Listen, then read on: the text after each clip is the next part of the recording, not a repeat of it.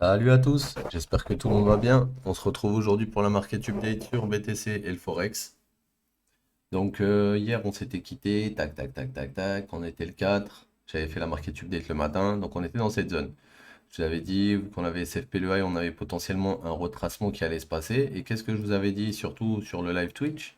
Je vous avais mis ce lot ici. Je vous avais dit tant qu'on passe pas sous ce lot, il va rien se passer. On est venu prendre ce lot et on a eu encore un dernier mouvement qui est monté prendre la liquidité du haut. Sauf que quand on est passé prendre la liquidité du haut, on n'a pas juste eu une mèche, on a eu des clôtures. Donc ce qui veut dire que notre point bas ici est protégé actuellement. Donc tant que on ne casse pas en dessous de 16 759 exactement, on va pas en dessous réellement en clôture, on va pas descendre plus bas. D'accord? Par contre, si jamais on commence à casser sous ce niveau, là, à ce moment-là, on va sûrement peut-être descendre un petit peu plus, ou peut-être s'arrêter, mais on va rebondir pour ensuite redescendre et aller plus bas. D'accord? Donc là, si la zone bleue tient, on pourrait potentiellement retourner dans la zone rouge. Si la zone bleue ne tient pas et qu'on casse en dessous, on aura potentiellement un retest au-dessus de ce high, ici, à 870, pour un short éventuel et aller plus bas ensuite. Ok? Donc là, dans l'immédiat, tant qu'on casse pas ici et que cette zone bleue elle hold, on pourrait très bien filer ça, redescendre, puis ensuite aller là-haut et ici casser le price action et redescendre. Mais si jamais on casse avant, ce qui est ici, ben faudra juste anticiper et se dire ok, ben le prochain retest, c'est censé être bearish, donc du coup on va aller au sud. Ok les gars? Donc pour le BTC, actuellement on est sur le weekly level, sur POC, donc on est sur de très gros niveaux, c'est pour ça qu'on est en train de range depuis un petit moment. On n'arrive pas à passer, on est venu taper le daily, on a été rejeté dessus. Donc là, actuellement, je vais aller vérifier si on a des nouveaux daily ou quoi qui se sont créés, mais je ne crois pas, hein. Ici, là, c'en est pas, parce que ça a été mèche.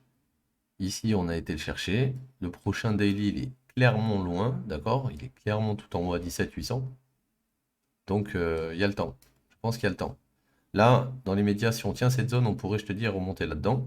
Mais ça va vraiment dépendre de ce qui va se passer ici en M15, hein. Donc en M15, si on lose 16 759, potentiel A qui descend, ensuite on fait une B, ensuite on fait la C qui va rect toute la liquidité de gauche. Ok? Donc là, pour l'instant, ça tient. Toujours bullish. Pas eu de changement de structure. On attend. Donc ça, c'est pour BTC. On va aller faire un tour sur EURUSD maintenant. Donc EURUSD, je vous avais tracé le canal pareil hier en live. Ce canal, il est toujours valide. Pour moi, ça, c'est potentiellement, ben, je te dis, une A, B, et là, on commence une C. Donc, du coup, ça voudrait dire qu'il faut qu'on monte. Là, en plus, on est dans un flag. A, B, C, peut-être D, ensuite E, et ensuite on redescend. C'est pour ça que moi, potentiellement, mon entrée, je l'attends dans cette zone. Maintenant, si on revient pas dans cette zone et que là, comme tu peux voir, ici, on a un high, on a des clôtures au-dessus, donc ça c'est protégé. Si jamais on vient à sortir du range en dessous de 1,05 850, là je sais que ma structure a cassé. Et donc dans la descente qu'il y a eu là, je vais avoir un retest quelque part avant de descendre plus bas. Donc à voir si on revient dans la zone du haut, mais pour le moment, on a fait une A, B, C qui est montée au 100, 123 et depuis on est en train de range on est en train de range sur place. On pourrait faire un dernier pull vers le haut pour aller finir et faire une E, d'accord? Mais on n'est pas obligé. On a peut-être fait juste la ABC ici, et une fois qu'on a fini la ABC, on descend en 1, on remonte en 2, et après on va faire 3, 4, 5 vers le bas, ou une autre figure. Mais ce que je vois sur EURUSD, c'est que s'il revient pas là-haut, pour l'instant, il ne m'intéresse pas, parce que là, on est dans une phase de range, et dans une phase de range, ben, c'est normal qu'il descende, qu'il remonte, qu'il redescende, qu'il remonte. Là, on est dans la phase où il vient de taper le haut du range, donc potentiellement, il redescend tester le bas du range ou le milieu du range avant de retester, de remonter, et ainsi de suite. Donc sur EURUSD, le meilleur endroit pour le short pour moi, ça serait aux alentours des 660, d'accord? 0,6 660 avec potentiellement le stop. Bon, là, il est un peu large, mais je l'aurais mis ici, je pense, au-dessus de la 2, d'accord? Donc, psychologique, pourquoi? Parce que sur Prime XBT, avec le spread, souvent, si tu le mets juste ici, ton stop, et que ben, il y a un petit spread, et qu'au final, on vient juste chercher ces mèches et redescendre, tu vas te faire sortir bêtement, et tu vas perdre ton trade bêtement. Mais psychologiquement, il est censé être là. Et si jamais bah, tu as une clôture au-dessus, tu coupes et tu as pris ta perte, terminé. C'est pas grave, hein, next trade. Mais là, théoriquement, cette zone, elle peut être très très très favorable pour le short.